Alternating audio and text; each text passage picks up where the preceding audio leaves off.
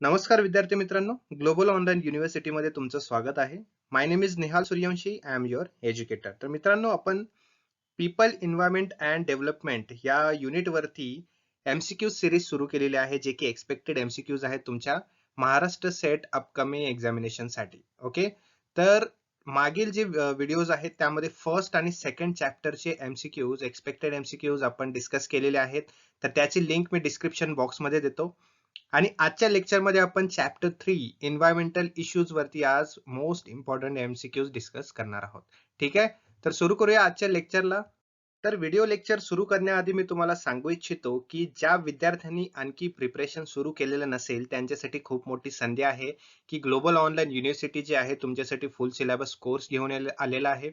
त्या फुल syllabus course वरून तुमचं प्रिपरेशन जे आहे ते खूप चांगल्या पद्धतीने सिस्टमॅटिकली होणार आहे, जेणेकरून तुम्हाला एक्झामिनेशन मध्ये कुठलीही अडचण येणार नाही. ओके, तर या फुल सिलेबस कोर्स मध्ये आम्ही तुम्हाला प्रोव्हाइड करत आहोत पीवायक्यू टेस्ट, जे की टेस्ट फॉर्मॅट मध्ये असणार आहे 2011 पासून 2020 पर्यंत. ही ऑनलाईन टेस्ट असणार आहे तुमची, जेणेकरून तुम्हाला तुमच्या एक्झामचा पॅटर्न कळेल, तुमच्या एक्झामिनेशन मध्ये कुठल्या प्रकारचे क्वेश्चन्स विचारले जातात हे तुम्हाला कळणार आहे. ओके, तर त्यानंतर तुम्हाला 40 टेस्ट जे की फुल सिलेबस वरती बेस्ड असणार आहे, जेणेकरून तुमचा जो पूर्ण सिलेबस आहे तो या टेस्टद्वारे कव्हर होऊन जाणार आहे. ओके, तर ही टेस्ट सुद्धा पीवायक्यू टेस्ट आणि फुल सिलेबस टेस्ट या दोन्ही टेस्टचं तुम्हाला डिटेल एक्सप्लेनेशन सुद्धा मिळणार आहे टेस्ट सबमिट केल्यानंतर. ओके, तर या फुल सिलेबस कोर्स मध्ये आम्ही तुम्हाला फुल सिलेबस नोट सुद्धा प्रोव्हाइड करत आहे, जे की इंग्लिश आणि मराठी या दोन्ही लँग्वेज मध्ये तुम्हाला मिळणार आहेत,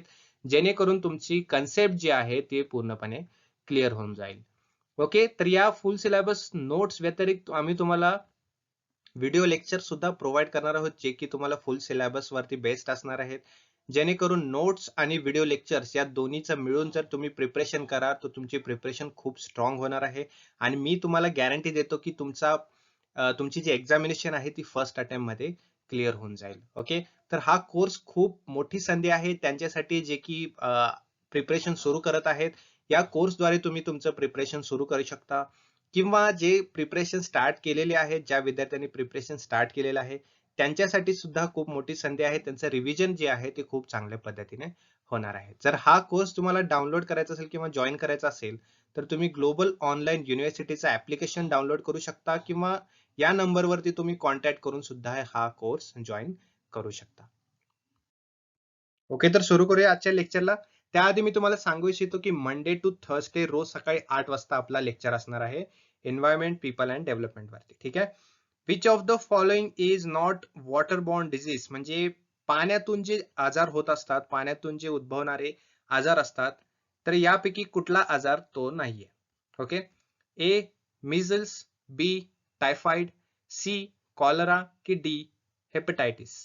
तर याचा राईट आन्सर आहे मिझल्स. मिझल्स जो आहे त्याला रुबेला असं सुद्धा म्हटलं जातं, जे की रेस्पिरेटरी सिस्टीम वरती अटॅक करत असतं डायरेक्ट. परंतु हा जो डिझीज आहे तो पाण्याद्वारे किंवा वॉटर बॉर्न डिझीज नाहीये. ओके, तर कुठले कुठले असतात वॉटर बॉर्न डिझीज आपण बघूया. पहिला आहे डायरिया. डायरिया जो आहे तो वॉटर बॉर्न डिझीज आहे. त्यानंतर व्हॉमिटिंग होते वॉटर पोल्युशनमुळे, टायफॉइड होतो, डिप्थेरिया होतो. राईट, अशा प्रकारे वेगवेगळ्या आहेत. हेपेटायसिस, किडनी डॅमेज, नर्व्ह डिसऑर्डर किंवा स्किन लेजन सुद्धा हे पाण्यातून होणारे असे आजार आहेत. तर मिझल्स किंवा रुबेला म्हणू शकता, अशा प्रकारचे आजार जे आहेत ते पाण्यातून किंवा वॉटर पोल्युशनमुळे होत नसतात. वळूया पुढच्या प्रश्नाकडे. Which of the following units is used for measuring the turbidity of water? Turbidity म्हणजे गळती किंवा पाण्याची स्वच्छता जी असते ती मोजण्यासाठी कुठला युनिट यूज केला जातो? A. EAU formalizing attenuation unit, की B. FNU formalizing nephelometric unit, की C. NTU nephelometric turbidity units, की D. all of the above. तर याचा राईट आन्सर आहे ऑल ऑफ द अबोव, म्हणजे हे तिन्ही युनिट्स जे आहेत ए, बी आणि सी ऑप्शन मधले, हे तिन्ही unit turbidity of water measure करण्यासाठी यूज केले जातात. तर या ठिकाणी तुम्ही बघू शकता की ही जी टर्बिडिटी आहे वॉटरची, त्यामध्ये काय असतात, मायक्रो पार्टिकल्स असतात, त्याला सेलॉइड सुद्धा म्हटलं जातं. तर हे बिगर पार्टिकल्स असतात पाण्यामध्ये, ज्यामुळे की पाण्याची जी क्लॅरिटी आहे ती कळून येत असते. तर टर्बिडिटी यूज करण्यासाठी आपण बघितले की 3 युनिट्स यूज केले जातात मेजरमेंटसाठी. जसं की आपण इथे बघू शकतो की 250 युनिट असेल तर पाण्याची जी क्लॅरिटी आहे ती कमी असते. त्यानंतर जसं जसं युनिट्स कमी होत जातात तसं पाण्याची क्लॅरिटी किंवा पाण्याची स्वच्छता आपण बोलू शकतो ती वाढत जाते, राईट. तर टर्बिडिटी यूज करण्यासाठी हे 3 मेजर्स यूज केले जातात, युनिट्स यूज केले जातात. वळूया पुढील प्रश्नाकडे. Chlorofluorocarbon are non flammable chemicals mainly used in. तर क्लोरोफ्लोरोकार्बन एक नॉन फ्लेमेबल अज्वलनशील केमिकल आहे. ते कोणत्या गोष्टीमध्ये यूज केला जातो असा प्रश्न विचारलेला आहे. ए परफ्युम्स मध्ये, बी रेफ्रिजरेटर्स मध्ये, सी एअर कंडिशनर्स मध्ये की D all of the above. तर याचा राईट आन्सर आहे ऑल ऑफ दी अबो. ते परफ्युम्स असेल, रेफ्रिजरेटर असेल किंवा एअर कंडिशनर असेल, या तिन्ही गोष्टींमध्ये हा क्लोरोफ्लोरोकार्बन केमिकल यूज केला जातो. पुढील प्रश्न. Which of the following pollutants are responsible for the cause of smog? तर स्मॉग जो आहे पोल्युशन प्लस फॉग, याला स्मॉग म्हटलं जातं. तर या स्मॉग साठी कुठले पोल्युटंट्स जे आहेत ते रिस्पॉन्सिबल आहेत असं प्रश्न विचारलेला आहे. तर कुठले पोल्युटंट्स आहेत? A from incinerators, B emissions from vehicles, C both incinerator and emission from vehicles की D none of the above. तर याचं राईट आन्सर काय आहे? C both incinerators and emissions from vehicles. Incinerators म्हणजे जे काही बायोलॉजिकल किंवा काही अन्य जीवांचे जे ऑर्गन्स असतात त्यांना जाळल्यानंतर जे वायूमध्ये प्रदूषण पसरत असतं ते त्याला इन्सिनरेशन म्हटलं जातं. त्यानंतर व्हेकलचं जे धूर असतो त्याच्यामुळे जे एमिशन होतं ते सुद्धा घातक असतं, राईट. तर या दोन्हीचं मिश्रण होऊन ह्यांचे जे पोल्युटंट्स ते हवेत पसरले जातात त्यामुळे स्मॉग होत असतो. ओके. तर या ठिकाणी स्मॉगचे कॉजेस दिलेले आहेत, त्याचे इफेक्ट दिलेले आहेत आणि त्यावरती सोल्युशन काय आहे ते सुद्धा दिलेलं आहे. तर कॉजेस काय काय आहेत? ओव्हर पॉप्युलेशनमुळे सुद्धा स्मॉग पसरू शकतो. फॉसिल फ्युल्स बर्न केल्यामुळे, प्रायव्हेट कारचा use, industrial processes, fireworks, okay, volcanoes, या सर्व गोष्टी आहेत जेणेकरून स्मॉगला रिस्पॉन्सिबल असतात. तर त्याचा इफेक्ट काय होतो? पल्मनरी हेल्थ इश्यूज होऊ शकतात, लंग डॅमेज होऊ शकतात, लंग कॅन्सर सुद्धा होऊ शकतो, काही लोकांना ब्रीदिंग रेस्पिरेटरी प्रॉब्लेम होऊन अस्थमा सुद्धा होऊ शकतो, आईजला इरिटेशन होणं, ब्रीदिंग इश्यूज, बर्थ डिफेक्ट सुद्धा प्रॉब्लेम होऊ शकतो स्मॉगमुळे. फ्लोरोफोनावरती तर इम्पॅक्ट होतोच, आपल्याला माहिती आहे की एन्व्हायरमेंटल इफेक्ट सुद्धा असतात स्मॉगमुळे. ओके. तर त्याच्यावरती सोल्युशन काय आहे? Avoid the use of cars. कार्सला यूज करणं अवॉइड करू शकतो, त्यामुळे सोल्युशन आहे स्मॉग हे कमी होऊ शकतं. ओके. त्यानंतर होम ऑफिस आहे, buy local foods, buy organic foods, right. Support green energies, reuse and recycle, protect yourself against smog. या सर्व गोष्टी जर पाळल्या तर स्मॉग जे आहे ते कमी करू शकतो आपण. कारण स्मॉगमुळे जे होणारे इफेक्ट्स आहेत ते खूप डेडली इफेक्ट्स आहेत. ते कमी करणं ही प्रत्येक माणसाची रिस्पॉन्सिबिलिटी आहे. तर या सर्व सोल्युशन्स वरून आपण स्मॉग जे आहे ते कमी करू शकतो. हा स्क्रीनशॉट तुम्ही घेऊ शकता तुमच्या मोबाईलमध्ये किंवा तुमच्या लॅपटॉपमध्ये, जेणेकरून एक्झामिनेशन मध्ये जर कॉजेस वरती प्रश्न आला, इफेक्ट्स वरती आला किंवा सोल्युशन वरती आला तर तुम्ही त्याचा उत्तर देऊ शकता. वळूया पुढील प्रश्नाकडे. Which of the following is called the secondary air pollution. तर एअर पोल्युशनचे एक पार्ट असतात दोन, की प्रायमरी एअर पोल्युशन किंवा पोल्युटंट किंवा सेकंडरी एअर पोल्युटंट, असे दोन प्रकार असतात. तर खाली दिलेल्या ऑप्शन्स पैकी कुठला सेकंडरी एअर पोल्युटंटचा पार्ट नाहीये? ए पॅन्स, बी ओझोन, सी कार्बन मोनॉक्साईड की डी नायट्रोजन डायऑक्साईड.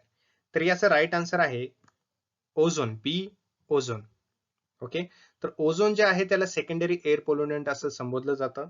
तर कुठले कुठले एअर पोल्युटंट असतात सेकंडरी कंडिशन मध्ये? So these are the different types of secondary pollutants. त्यामध्ये ओझोन आहे, त्यानंतर ऍसिड रेन जे की सल्फ्युरिक ऍसिड आणि नायट्रिक ऍसिड आहे, पार्टिक्युलेट मॅटर्स आहेत, नायट्रोजन डायऑक्साईड आहे, त्यानंतर पेरोक्सियासिल नायट्रेट्स, हे सुद्धा सेकंडरी पोल्युटंट्स कन्सिडर केले जातात. ओके. तर यावरती क्वेश्चन जर आला सेकंडरी पोल्युटंट्स कुठले कुठले आहेत तर तुम्ही उत्तर देऊ शकता. वळूया पुढील प्रश्नाकडे. Which of the following agents is or are responsible for turning the Taj Mahal yellow? तर ताजमहल जो आहे त्याचा पांढरा कलर येल्लो होण्यासाठी कोणती गोष्ट रिस्पॉन्सिबल आहे? Okay. A sulphur, B chlorine, C sulphur dioxide की डी नायट्रोजन डायऑक्साईड. तर याचा राईट आन्सर आहे C sulphur dioxide. Sulphur dioxide मुळेच हे ताजमहल जे आहे त्याचा कलर येलो होत चाललेला आहे. तर आपण बघू शकतो की ताजमहलचा जो सुरुवातीला कलर होता, पांढरा शुभ्र कलर होता, तर त्याचा कलर आता सध्याच्या काळामध्ये पोल्युशनच्या मुळे पिवळा पडत चाललेला आहे. तर त्याला रिस्पॉन्सिबल काय आहेत? तर या दोन गोष्टी आहेत, सल्फर डायऑक्साईड आणि नायट्रोजन डायऑक्साईड. हे मेनली कार्बन बेस्ड पार्टिक्युलेट्स असतात, जे की हवेमध्ये पसरलेले असतात. Have steadily weathered and eroded the Taj brilliants white facade giving it a yellow sheen. Right, म्हणजे हे पांढरा शुभ्र कलर जो आहे ताजमहलचा, त्याला पिवळा कलर मध्ये रूपांतर करण्याचं कारण ह्या दोन गोष्टी आहेत, सल्फर डायऑक्साईड आणि नायट्रोजन डायऑक्साईड. ठीक आहे, तर वळूया पुढील प्रश्नाकडे. Smoke, fumes, ash, dust, nitric oxide and sulphur dioxide या सर्व गोष्टी कुठल्या कशाच्या सोर्सेस आहेत? The main source of what? Primary pollutants, secondary pollutants, biodegradable pollutants की नन ऑफ द अबव? तर आपण मागील क्वेश्चन मध्ये पाहिलं होतं की सेकंडरी पोल्युटंट्स काय काय असतात. त्यानुसार बघायला गेलं तर या सर्व गोष्टी सेकंडरी पोल्युटंट्स मध्ये आढळत नाहीत, बरोबर. म्हणून याचा राईट आन्सर आहे प्रायमरी पोल्युटंट्स. तर या सर्व गोष्टी ज्या आहेत, smoke, fumes, ash, dust, nitric oxide आणि सल्फर डायऑक्साइड, या सर्व गोष्टी ज्या आहेत ह्या प्रायमरी पोल्युटंट्स मध्ये आढळत असतात. तर अशा प्रकारे या सर्व गोष्टी प्रायमरी पोल्युटंट्स मध्ये आढळल्या जातात. त्यामध्ये पॉइझनस गॅस झाला, कलरलेस झालं, या सर्व गोष्टी कार्बन मोनॉक्साईड मध्ये आढळतात. त्यानंतर इंडस्ट्रीचं वेस्ट असेल किंवा धूर असेल, ऑटोजचा धूर असेल, या सर्व गोष्टी सुद्धा प्रायमरी पोल्युटंट्स मध्ये आढळतात. त्यानंतर ऍसिड रेन, राईट, इंडस्ट्रीज सोर्सेसमुळे जे पोल्युशन होतं त्या गोष्टी, कंबशन. त्यानंतर डस्ट, ऍश किंवा सॉल्ट पार्टिकल्स या पर्टिक्युलेट मॅटर जे आहेत हे सुद्धा प्रायमरी पोल्युटंट्स मध्ये आढळल्या जातात. Moving to the next question. Following contributes the maximum noise, म्हणजे खाली दिलेल्या ऑप्शन्स पैकी कुठला नॉइज जो आहे तो मॅक्सिमम नॉइज पसरवत असतो? A, transport sector, B, industrial and construction machinery, C, special events की D, none of the above? तर याचं राईट आन्सर आहे ट्रान्सपोर्ट सेक्टर.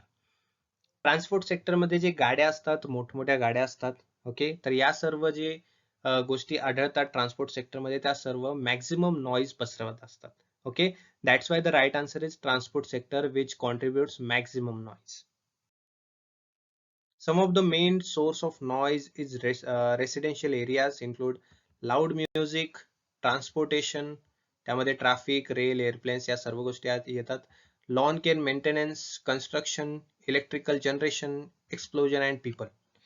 म्हणजे या सर्व गोष्टीनंतर पीपल सुद्धा आढळतात मॅक्झिमम नॉइज करण्यामध्ये. ज्या ठिकाणी मोठ्या संख्येने लोक असतात त्या ठिकाणी नॉइज जो असतो मॅक्झिमम असतो. ओके, तर या सर्व गोष्टी ज्या आहेत, राईट, या सर्व मॅक्झिमम नॉइज करत असतात. Sound is measured in, sound कशामध्ये मेजर केलं जातं किंवा मेजर करण्याचं युनिट काय आहे साऊंडचं?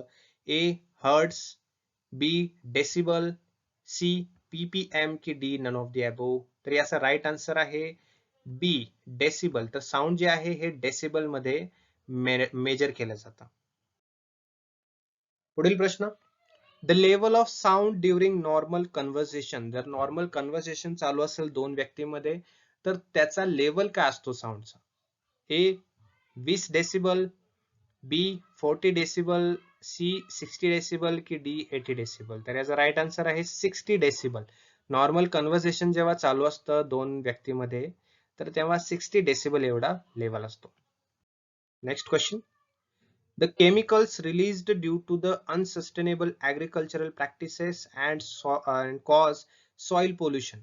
म्हणजे असे केमिकल्स जे रिलीज केले जातात अनसस्टेनेबल ऍग्रिकल्चरल प्रॅक्टिसमुळे, म्हणजे शाश्वत शेती पद्धतीमुळे, आणि त्या पद्धतीमुळे सॉइल पोल्युशन जे आहे ते होत असतं. तर अशी कुठली पद्धत आहे?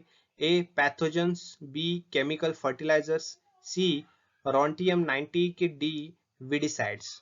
तर याचा राईट आन्सर आहे केमिकल फर्टिलायझर्स. म्हणजे केमिकल फर्टिलायझर्स जे यूज केले जातात अनसस्टेनेबल ऍग्रिकल्चरल प्रॅक्टिस मध्ये, त्यामुळे जे आहे सॉइल पोल्युशन सुद्धा होत असतं मोठ्या प्रमाणात. पुढील प्रश्न. Slash and burn agriculture which is not a healthy technique of farming and depletes soil of the important nutrients is a part of which of the following. म्हणजे फार्मिंगची किंवा शेतीची अशी पद्धत ज्यामध्ये की स्लॅश केलं जातं किंवा बर्न केलं जातं म्हणजे जाळलं जातात, राईट. तर अशी पद्धत जी की हेल्दी नसते फार्मिंग साठी आणि जे सॉइल आहे त्याला डिप्लेट्स करत असतं किंवा सॉइल मधील जे न्यूट्रिएंट्स आहेत त्याला डिप्लेट्स करत असतं. तर अशी कुठल्या प्रकारची फार्मिंग आहे? A stripping farming, B intercrop farming, C jhum cultivation की D none of the above. तर ऑब्व्हियसली याचा राईट आन्सर आहे झूम कल्टिवेशन. झूम कल्टिवेशन मध्ये जे आहे हे पीक पीक वाढून गेल्यानंतर त्याचा जो उर्वरित भाग असतो त्याला जाळलं जातं. तर त्यामुळे जे आहे सॉइल जे असतं त्यातले न्यूट्रिएंट्स हे डिप्लॉय किंवा डिप्लेट्स होत असतात. डिप्लॉय नाही, सॉरी, डिप्लेट्स होत असतात. तर या ठिकाणी आपण बघू शकता की कशा प्रकारे हे शेतीमधील पीक जे आहे ते जाळत आहेत. तर याला झूम कल्टिवेशन म्हटलं जातं किंवा हे स्पेशली नॉर्थ साइडला जास्ती आपल्याला बघायला मिळतं.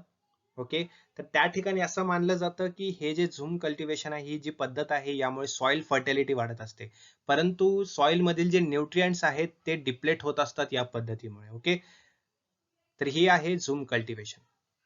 वळूया पुढील प्रश्नाकडे. Waste removal system was established in which of the following cities for the first time?